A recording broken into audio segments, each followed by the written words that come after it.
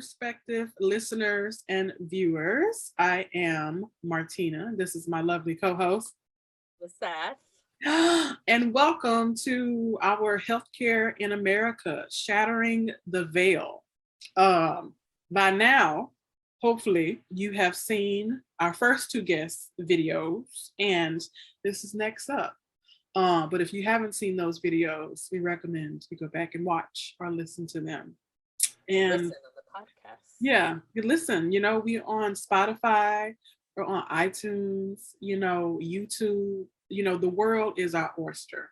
More is yet to come, just So yeah, this is really the set and I are gonna spend probably the next, 30, 40 minutes or so talking about our perspectives around healthcare. So just we can just really get into it. I mean, Yes. we've talked about healthcare a little bit anyway. Both her and I work in healthcare, just in really kind of different sectors of healthcare. Yeah, so I think most people already know how we feel, but this is a little bit more in-depth perspective around us in healthcare. Yeah, I think you're absolutely right. I think, as you mentioned, um, our guests have already shared their perspectives, and I think we'll touch on some of that as we kind of get talking. But really, I mean, I think back to some of like our, former episodes where we kind of talk a little bit about equity. We talk a Mhm. lot about equity throughout all of our episodes, but I think when you think about healthcare and just, the access of it, um, I think that's where we can probably just start because I think uh, looking at COVID-19, and when I think back to our episodes that we've done around COVID-19, Mhm. a lot of it revolved around just the response, right? So what it took and the some of the like disparities that were kind of, they weren't new, but the light was shining on them. Yeah. The veil was shattered. The veil was shattered Yes. around it, and I think to what Dr. Mejia talked about, and he said, it was one of the greatest social injustices, and I hadn't heard anybody like say that or like Yeah. describe it that way, and just kind of in that sort of scale of like it is one of our greatest social injustices uh when you think about just the level of disparities that we're seeing in our black and brown communities. And when you think of like a city like Chicago, which Mhm. if you live here or know Chicago, you've seen how segregated it is, and you Yeah. see um, how access to anything really is it's very different depending on what neighborhood you're in, depending on what part of the city you're in. And I think that's the reality with just healthcare in general. When I think about, if I just look at the lens of Chicago, and I think about the the hospitals and where the good hospitals are located, like where, the ones with the high rankings and like all of these things. And I think about, where those are located, and, most of them are located, um, either in the downtown area or near the downtown area, very near to the downtown area, Yeah. um, or they're in the suburbs, Yeah. That's a good point. and I think when I think about accessibility, and one of the things that I remember talking to Dr. Mejia about was the quality of care that you get in your own neighborhood, or that you have access to in your neighborhood. And it's sad because I unfortunately would probably not ever go back to the hospital that's directly in my neighborhood. I know you won't. I know you. Like I won't. I shouldn't be laughing. This is horrible. It's horrible. It's terrible, but it's all what else can you do but laugh, because I can't change that. Like No.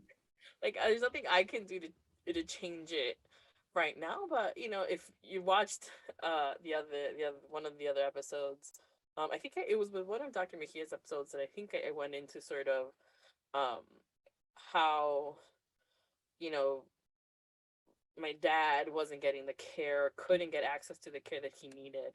at the hospital that they had, our neighborhood hospital. Um, but I don't know if I shared much of like how it looked when I went in there, and just the just the visual of being in there, and I think to that day, and I remember sitting in the waiting room area and just thinking to myself, like, this is not a place that you think you'd come for a family member or for you to heal.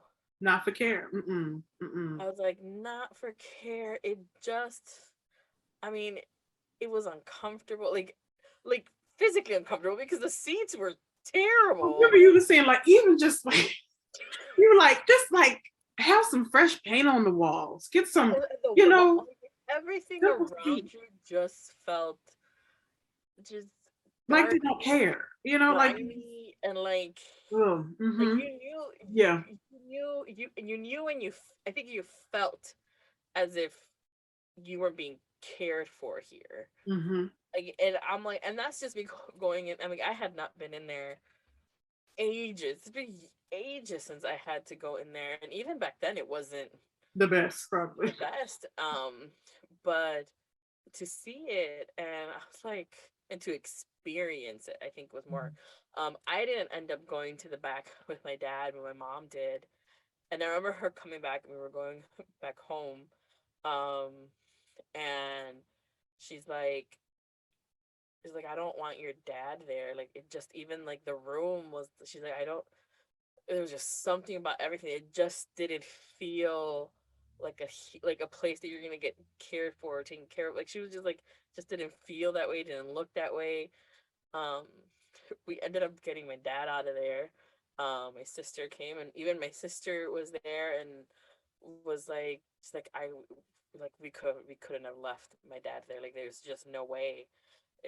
In sort of that situation, and it's like those like, that's one of the safety net hospitals here in Chicago, Mm-hmm.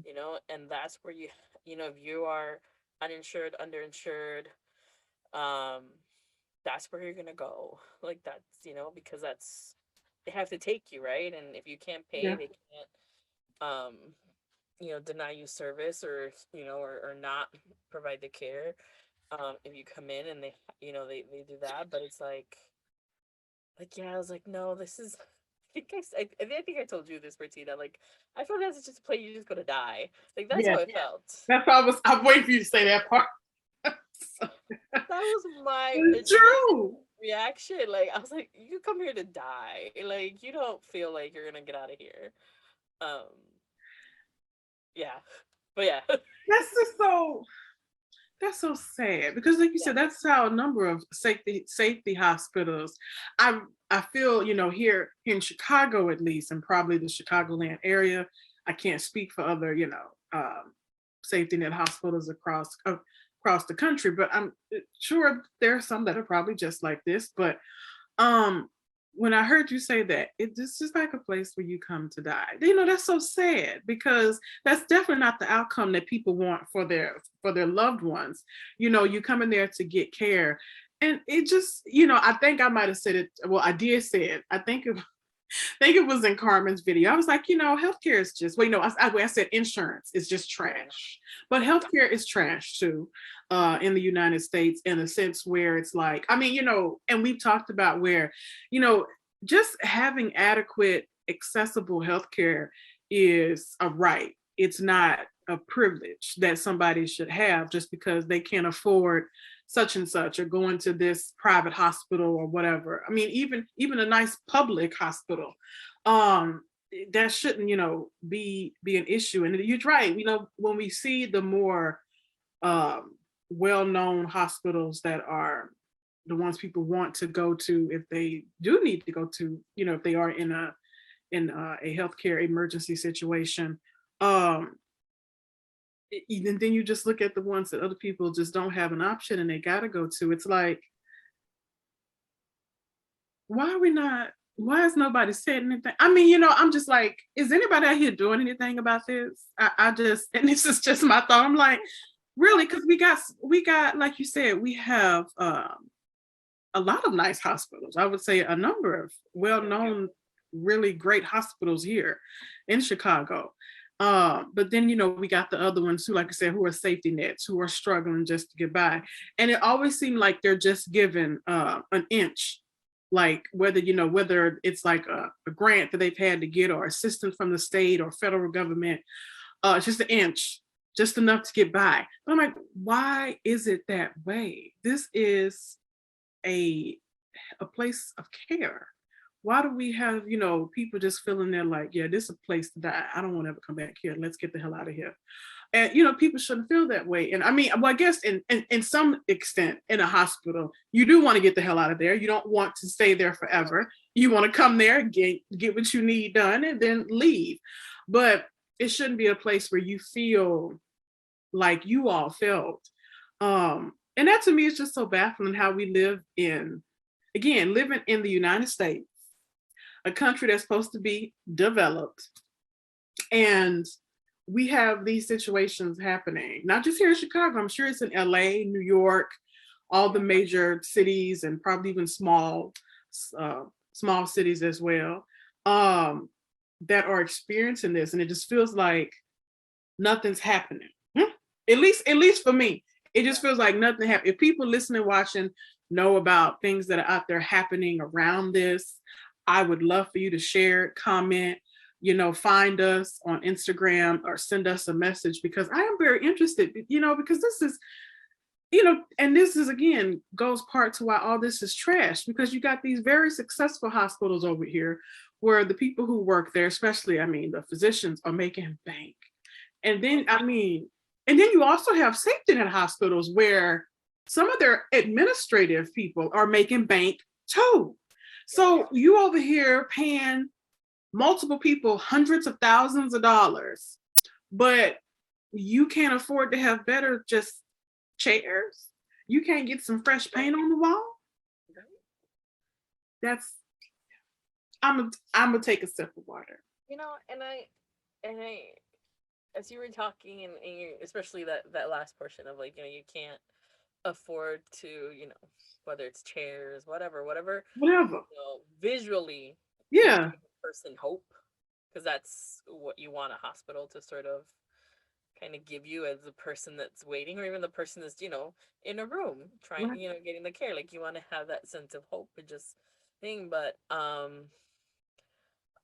I often think about how even our communities, right? Like, even when you look at our communities and just visually, you can tell where investment hasn't been made, where, things haven't been done. And there's this sort of feeling that your government has abandoned you, that your local government has abandoned you, that businesses have just gone away, that capitalism has just won again, and and gone. And I think so much about, like, our healthcare is the same way, Yeah. right? Because you are in a neighborhood that isn't being invested in, where you think people don't want to give back to their community or don't care about their community. So why should I, as a administrator of this hospital, care about, investing in Mm-hmm. chairs, if they have this perception of who people are in that community? Mm-hmm. And that plays such a big role of just, like, the assumptions that people make, the biases that people have, whether they're conscious or unconscious, when it comes to who is getting care, whether it's hospital or health center. um and sort of, like, that most of your patients aren't going to pay, right? Mm-hmm. And Yeah. we know from the previous episodes that healthcare runs as a business Amen. in the United States. So if you know that you're not going to get money out of people who are coming into your hospital, why would you take whatever money and invest it, right? Like, that's how people are thinking. Like, that's who's Then they need to go do something else. Healthcare is not for them. but you know what? If you are thinking as a business, which healthcare is, Yeah. you're doing what a business is supposed to be doing. You do. That is very true. And I guess, I guess that's why we're talking about this, and we have a whole channel devoted to it. Is like, for us, healthcare is more than a business, because it is, it's, to me, it's more than a business. But I do see your point. If there's a person there that's like, well, why should I care about this and that? But I just think, you know, even in the business, that you should have take certain pride in what you do. You know, like I just think, don't you want to have pride in the place that you work, especially if you are that person that's near the top or somebody at that level? Don't you want to have take some pride in your place of employment? I'm just like, you know, but then again, I guess like we're saying, some of these people don't. They it's just a paycheck. And you know, they are on to the next. And I personally I do think that's very horrible.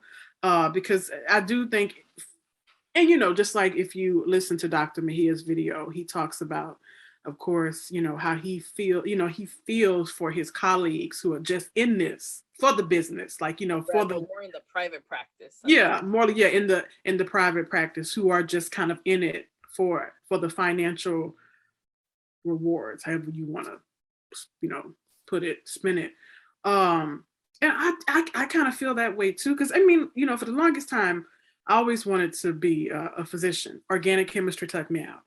So it took me out way back when, so people know. But I had intentions. I always wanted to be a physician. I wanted to go into psychiatry and neuropsych.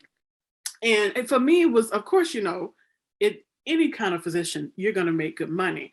But you know, because I grew up with, you know, a father who was pretty much sick. My father's been sick for since I can remember, in and out of hospitals and different things because of his.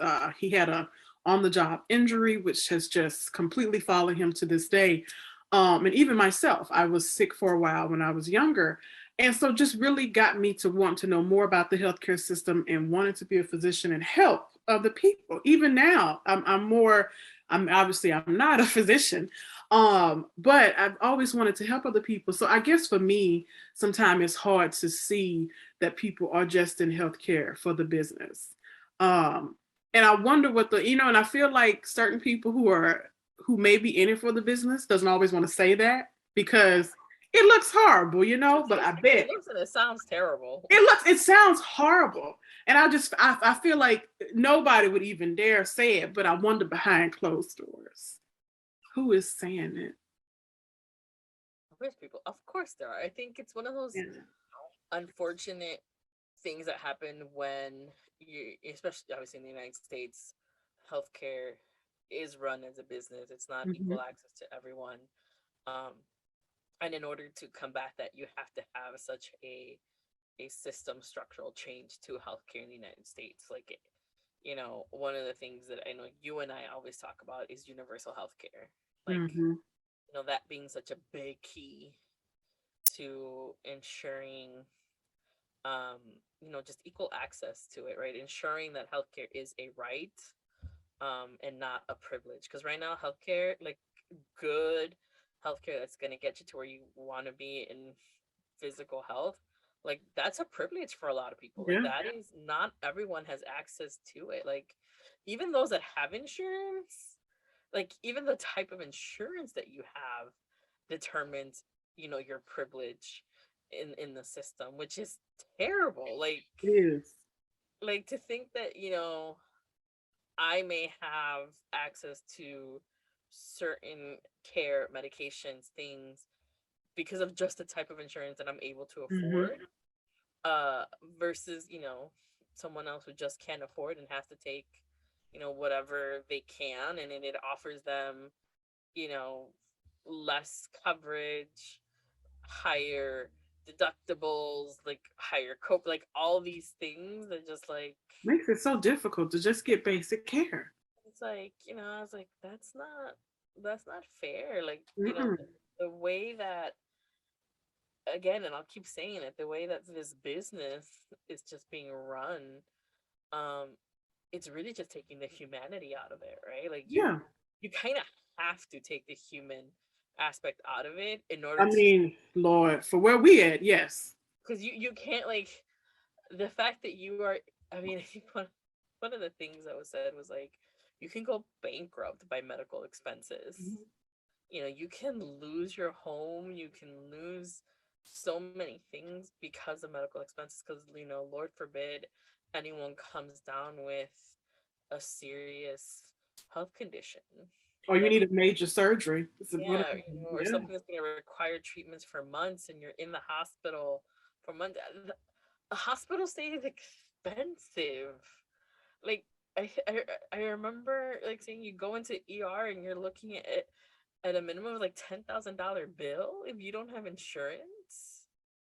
It's to me it's crazy to kind of think about that. This is the point where I'm ashamed. I'm, I mean, I think I'm often ashamed here, like talking about the United States in general, but I'm just like so ashamed, like, cause it's just, you know, it, to me, it's just that this is just bullshit. I really, there's no other way to say it. It really is. It is awful. It is really awful. And of course, people be like, well, we got to do such and such because it's going to come back to the business side of it. Like, okay, but well, like you said, it takes out the humanity of it. Like to me, I just feel, and there are so many people who don't have uh, humanity or humility who are in healthcare. Some of them. But again, like I say, that to me, it's really a shame, and it really makes me ashamed to be in a country again, like I said, supposed to be so developed, um, where we can't even give people just basic care, let alone some of these just big ass expensives. I mean, and you will hear a lot, or you have heard a lot if you've watched the videos with Dr. Mahia talking about how the ACA has changed some things for the better. Um and I do agree with that. I think for all the faults that the ACA has, it's not universal health care. But it's a step. I don't but it feels like in some ways we're kind of at a halt with ACA, because it's like we haven't made too much progression. Well, we haven't, to me, made any. I don't know if we've gone back, but again, as we're talking about everything that's happened over the last few years with COVID, people, I guess, who are not of color, but even more probably wealthier people of color, some of them, um, realize that there's a lot of shit going on in this country, and healthcare is a big one that is a part of. And like you said, having that accessibility, it really did kind of shatter or pull back the veil on just where healthcare in America is. And to me, it's not in a good place. Other people may say differently, but when we have you over here talking about you feel like you're going into a hospital to die, and we have people who are going to go bankrupt because they can't pay certain bills. And I will say, it to me, it's just really a shame. And we do have so much work to do in terms of even getting to universal health care. I don't know if it'll happen. Dr. Mahia is very optimistic. I think a lot of people want to be optimistic about it. Like Mhm. I'm with you. Like I don't know if we'll get there because it requires Oh my God. Yeah. such a huge change. It requires so much systems and structures and policies.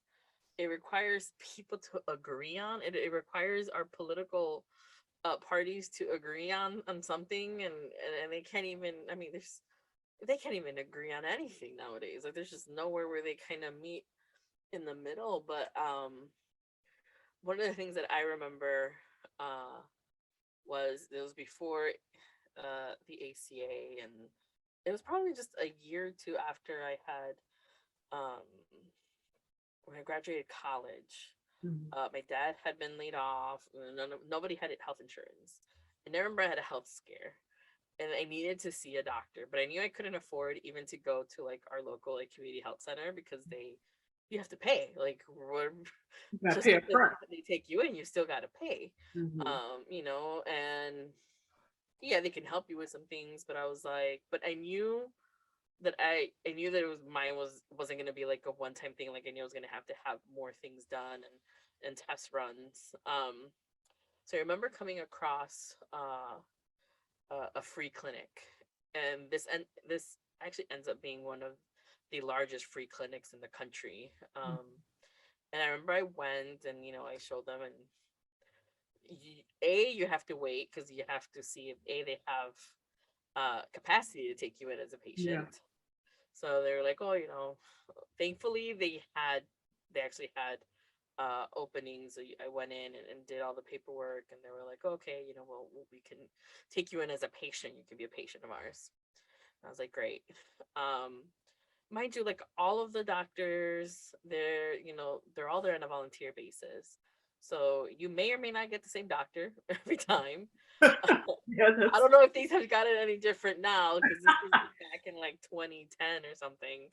Um, but then I think about like, I was fortunate because I could use the internet, so I was able to find them online. right. I was able to get there. I mean, it wasn't like on the north side. You know me in the north side. I know the clinic you're talking about. So, Yes. but they not that far north though.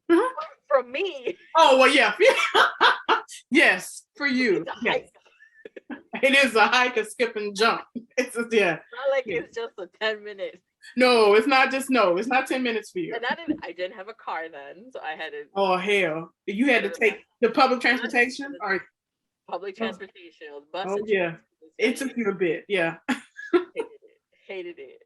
See, this is why. But I went down there, and but I was like, I look back and I'm like, at least I had the ability to get there, right? Like Yeah. I could afford to get there. I had the time, because it was 2009 and 2010. I think was around the time period that this had happened. Mm-hmm.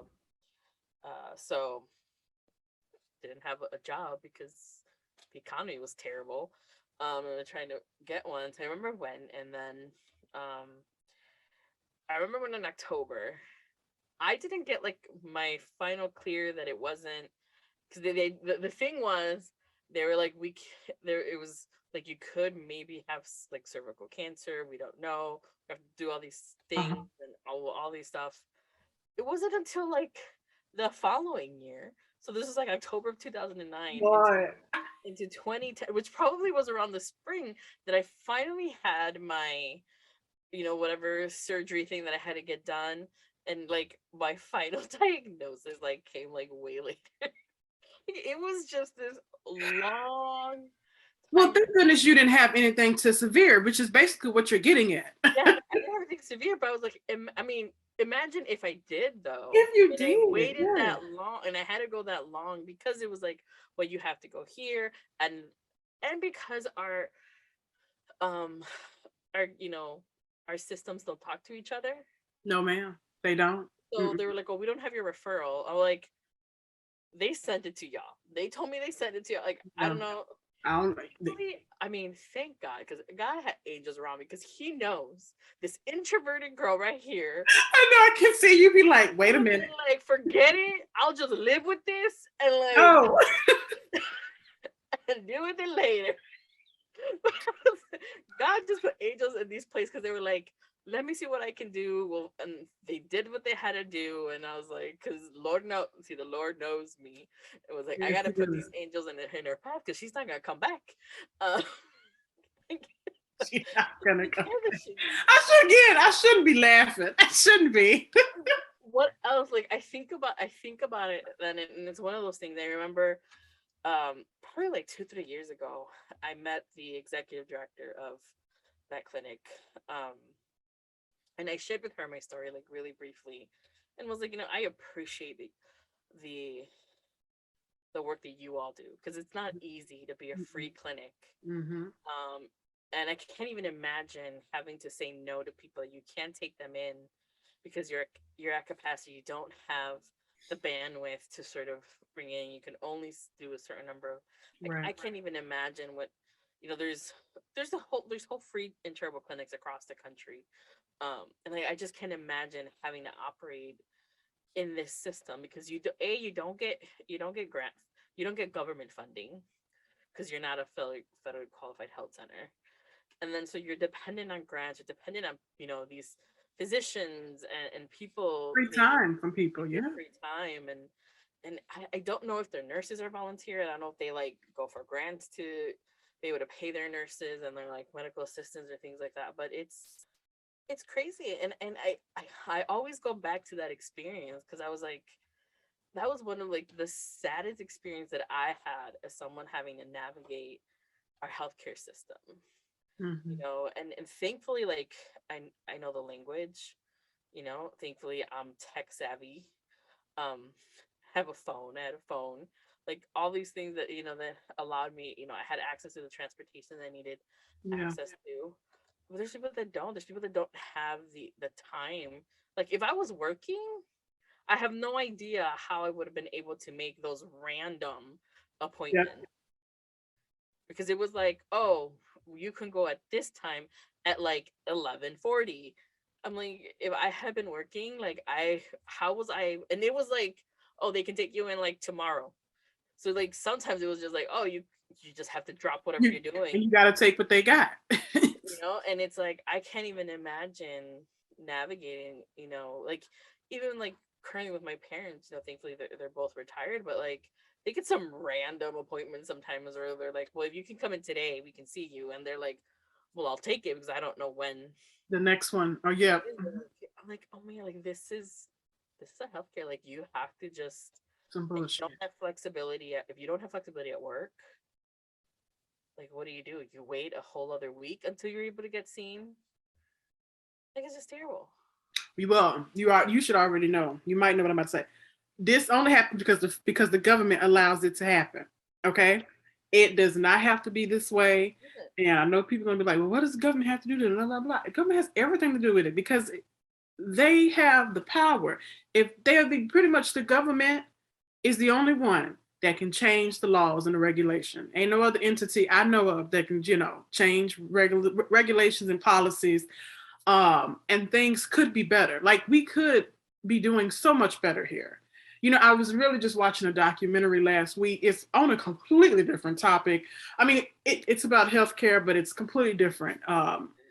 Illness, and it just, in that documentary it was just talking about how here still in a developed country, the United States, even in the countries who are developed countries, how behind we still are Yeah. in so many ways compared to other developed countries across the world who are not even doing as well as us financially. Well, they might be now. I don't know. America, we in this, inflation's high. Okay, let's just say that. But People being greedy. okay, but yes, like so we have countries out here who are developed, really not, have the type of financial security that we kind of have here, and yet they have better healthcare services. And to me, this is just so mind-boggling. This is why I say the government allows this to happen. This does not have to. We do not have to live like people. People do not have to be going through this. This is a problem that the government should solve. And yes, I understand people say, well, how we doing? Blah, blah, blah. Well, you know what? We got some of the brightest minds in the country. We got some of the wealthiest people in the world here. Um, we can get shit done. Let's not do a task force though. If we're gonna do a task force, let's actually get shit done. But let's not have a task Create a force. task force because somebody needs to create. Do something. They need to do something. If you're gonna have a task force, do something. You know, I think you and I have talked about this, and not in the sense of healthcare, just I think you're just in the community, development and stuff, and sort of nobody takes, at least that I've seen, Mm-hmm. someone out there. Maybe there was a task force created at some point that came up with this, but it was buried away because It's a task force. it defies sort of the status quo that we have. But you know, you need to sort of have an idea of what this system's gonna look like, right? You have to like figure out how's it gonna operate, how's it gonna get, like all these things that have to come up. But I haven't seen anybody just create that plan, right? Like you just can't. Like, I think about some of these plans that communities have, right? Like Mm-hmm. what they want in their community and how they want to get there. Like that's what our government needs to do. Right. And some like these communities have really good plans. Yeah, I was like, y'all can't tell me y'all can't come up with some plan of like, okay, here's where we're at, right? This is where we want to be. Right. How do we get there? You just mentioned we have some of the brightest minds, some of the wealthiest people, we and people who actually care about making this happen, get them somewhere, get in a room together, Yes. and That's just why. take that, bring those boards out so people can write on them. Get your whiteboards out, do all of Right. the work. But Because they do everything else. We do everything else. If they want to put up a new development in some expensive ass neighborhood, they get that done. Okay. But they're gonna go take away a grocery store in the neighborhood who don't have another grocery store for probably 5 miles, if it's that close, and they gotta take 2 buses to get there. But they don't want to do nothing about that. So it's like the government, you know, and I'm sure it's, probably not just our government, but they pick and choose what they want to do, who they want to help, when we're going to do it, how we're going to do it. And you know what? If that's the case, if we're doing that, then why don't you use this for good? And it's a shame, because I always say, what do we say? They just give you like a little something to say that they did something, like a band-aid. But okay, but that's not all that's needed. Again, I just, I know this is really, it's hard to do because these are systems that have been in place since forever, created by old white men. um we gotta get rid of some of them, and get some other folks in here. But I just feel like we gotta start somewhere, like we always say. We didn't get here overnight. We're not going to get out of it overnight. But, we can't keep being like, well, I don't know what we're going to do. It's so hard. Yes, it's hard. It's hard. Doing the right thing, to me, is hard because there's always something blocking you against it, whether it's people, whether it's finances, location, whatever it is. There's always going to be something that's going to be hard, especially when you're trying to make change, the type of change that we need here in the United States. And healthcare is just one area. Like we always say, there's education, housing, transportation, everything needs a complete overhaul. And like I said, it's scary. It's a lot to think about. But for people who are living in this world, and people who are, having children and reproducing, even if you just have nieces, nephews, and cousins, it's just, where are we going to be? Like, where are they going to be 10, 20, 30, 40 years down the line? Maybe things could start to be better for them, especially for us people of color, and it's just like, it may not happen right now. It's not going to happen right now, but we got to start somewhere. We can't keep, over here like scratching our heads and saying we don't know what to do. Something's going to have to be figured out. And, I feel like people just, I think a certain part of it is just like, if it's not directly affecting people, folks don't really get it. It's kind of like, I was going to say in the pandemic, but we're still in the pandemic. And if the, if the United States continue is the way it is, we're going to continue to be in the pandemic. But it's almost like, people didn't understand COVID, like, oh, I don't want to wear a mask. I don't want to be vaccinated. But then you have some people who have gotten COVID from, and they're like, you know what? I get it now. Sometimes things have to happen to you for you to understand it better.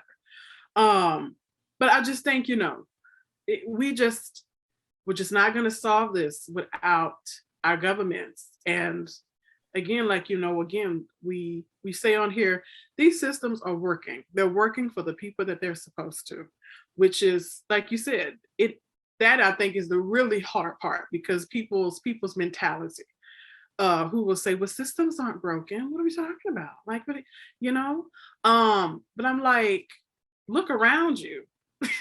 Look, I mean, it's just, to me, it's just so, it was so interesting. Like, again, going back to 2020, when everything happened with COVID and, all the racial uprising, or the policing and everything that happened back in 2020, and how some people just still was so shocked. Like, oh my God.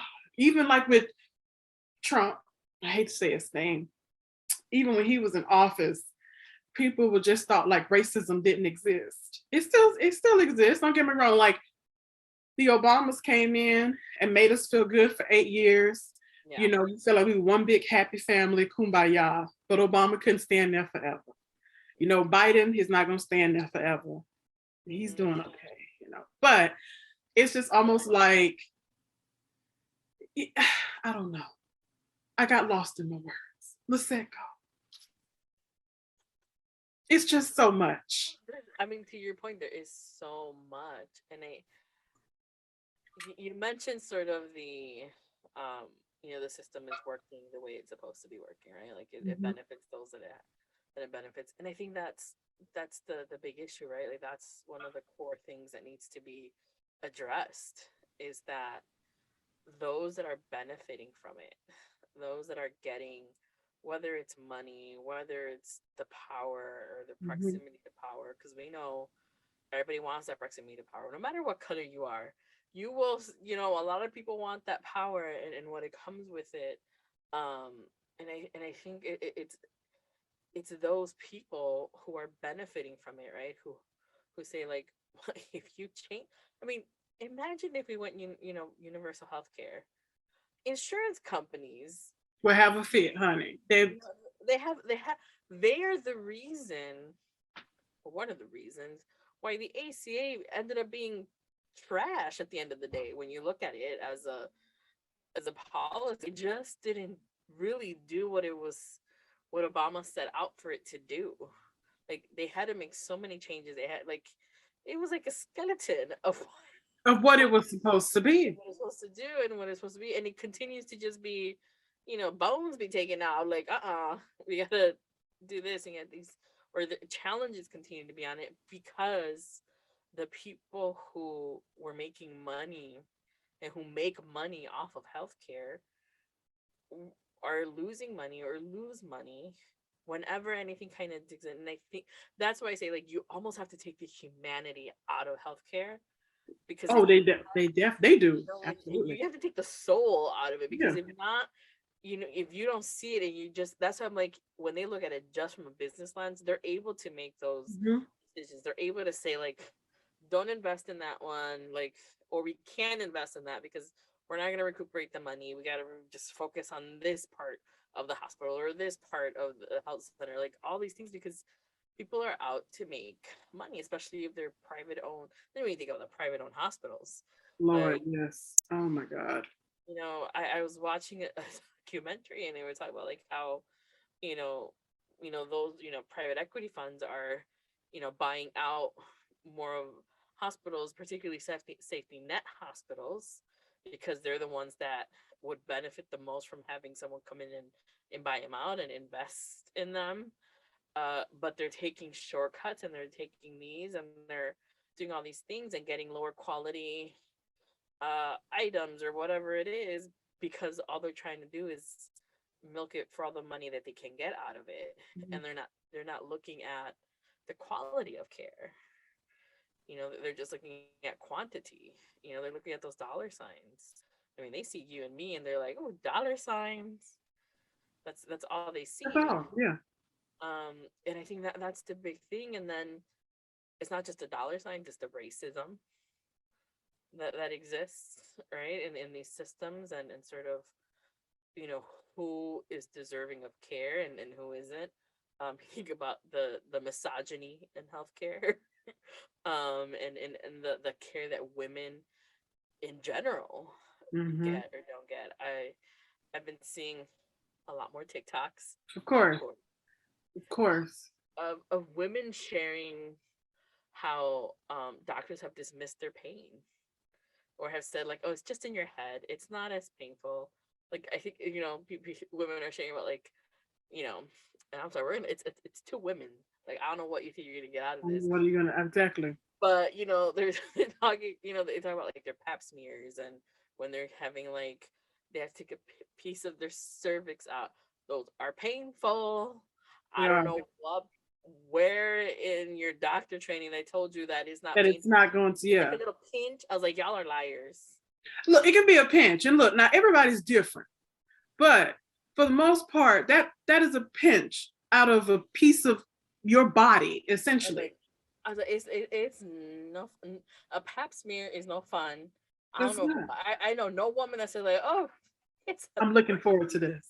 It's a breeze. Like Yes. women will put it, will keep pushing it down the line because it's not a nice It's experience. uncomfortable too. It's just uncomfortable. Well, and there's like some doctors there was an anesthesia. I can't say the word. Anesthesiologist. Yes, was like shocked that people were like being either like put under or being numbed or like whatever, like local anesthesia, like why are women not provided this? And it's because, in their trainings they're like, oh, women don't feel pain there. I Like, don't know who the fuck came up with that, because women out here it was a giving birth, man, it wasn't a giving, woman. giving birth since the beginning of fucking time. One of So the, I'm like, sorry, go ahead. See, you got me heated with that. no, Okay, like, go ahead. but it's part of it, right? Like, it's part of these systems that were created, like you mentioned, white men who have these colonial ways of thinking, who have these thoughts of like, well, blacks have higher pain threshold. We know that's not true, Mhm. but there's still doctors out here who think that, and who are, who are operating in those things, and who think like, and then who have taken that and been like, well, all people of color probably have a higher pain threshold, so why would we treat them Wow. the way that we would treat a white person? And then when you just look, then you start looking at, male and females, and it's like, well, women can just look, they give birth, they can tolerate pain. Like, it's like, that doesn't make sense, This because if it doesn't was make a any sense. man going through that pain, they'd be Honey, a like, man can't even get a paper cut, and it's, oh my God, it hurts, it stings. so it's that thing where it's like, when you look at our healthcare system, when you look at how it's set up and it operates, it's set up to exclude people and exclude certain types of people. Mhm. It's people of color. People that, if you're uninsured or underinsured, like, you are designated to go to a certain type of health center, a certain type of hospital, like that's where you're going to go. And because everyone is going there, of course resources are going to be scarce. Of course the quality is going to fall through the crack, because you already operate in a system that's already being, pushed to its limits. And it's maddening. It's just mad. Like, I'm It's very heated, and I know mad. you're heated too. And it's like, And it just, yeah, if this is the way that this country keeps going, um, things are not going to get better. People can't keep going into medical school and having that type of thinking. Like, this shit is not going to fly. It's why it hasn't been. I mean, I think, and maybe that's what some people had the awakening in 2020. I don't know, but if this is, the way that we're going, like you just said about the ACA, it was staggered, or it just became nothing almost, because of all the input we got from insurance. If this is what's happening, then we're going to continue being in this situation. Insurance shouldn't even be a part of the healthcare discussion. It shouldn't even really be a thing. Okay. But again, because this country allows it, it is something that's taken into consideration. And it shouldn't be, because insurance, big pharma, all of them, they don't give a fuck, like you said, about the person. Like, they have to take out that humanity part. And you remember the dude from a few years ago, what he there's a oh, documentary him I want to watch too. yes, He the was charging almost $1,000 for medication. for a medication that what millions of people needed, and he Yes, just had no remorse. I don't know whatever happened to him. Lord, I hope he's gone away in some shack or something. the And business. He it's a was business. It's a yeah, bit. It's a and business. he said something about that. Something. Yeah, like he didn't care about the person. He's like, I can do it, so I'm gonna do it. So Mhm. because the government, I say the government is allowing him to do that, he gonna do it. And I'm not saying I would do that if I would not do that if I was him. But just like most of these other uber wealthy people, they get away with so much because the government allows them to. Yeah, And so because they can get away with it, it's almost like, why the fuck not? yeah. There's no stipulation. I'm not going to be taxed for something. Why not? I can make millions of dollars by doing this. There's no one to stop me. I'm going to do it. And to me, it's like, as I say, if this is the way that we keep going to the United States, we're just going to still be in the same situation 20 years from now. Nothing's changed. And on that happy note, I mean, I wish we could end on a happier note, but I know. I mean, when we're a lot of obviously a lot of the subjects we explore, um, aren't easy to solve or talk about. But I think on that note, we'll kind of end this first part. We're gonna come back with another part to our thoughts on healthcare and sort of this. But I think I don't know. I think we can talk a little bit more about where we can go, what needs to where change needs to happen. Because I think you brought up the education part, and sort of the med school, and I think that's a huge component to bringing about some of that humanity back to things and just the change. But thank you for listening to Martine and I share our thoughts on sort of this healthcare of On Valentine's Day, which is Galentine's Day. I just wanted to say we're that. actually recording on Galentine's Day. We Yes. decided to do that, so it won't be Valentine's Day when you listen to this, but you at least know that we are spending our Valentine's Day here, having this conversation Trying to solve healthcare. in the self healthcare. So stay tuned. If you haven't listened to the previous episodes and the Shattering the Veil series, please do so.